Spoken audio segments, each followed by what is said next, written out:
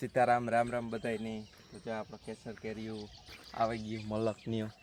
આજુ ખરે તા બગીચામાં બધાયમાં લગભગ ફૂટાઈ ગયું કેરીયું ને જોવા લ્યો આવડ્યા થયા બધાય ફળ હજી આની થોડીક વાર લાગી છે અમારે આ બાજુ વાતાવરણ જ એવું છે કે કેરીયુંનો ફાલ છે ને એ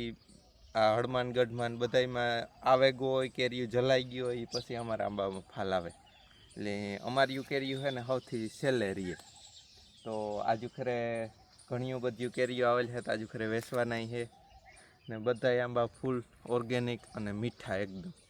એટલે પાકીએ ને તારા મેં પાછો વિડીયો બનાવીને મૂક્યો આ તો અમે અટાણે ખાલી બતાવીએ તમને કે જો અમારી કેરીયું આવ્યું અટાણે એવડી થયું ને એ મહિનાક દી પછી હાર્વેસ્ટિંગ ચાલુ થાય મહિનાક દી પછી પાકવાનું ચાલુ થાય તો જેણે ખાવી હોય વાડીએ પૂગે આવજો અને લેવી હોય એ પૂગે આવજો।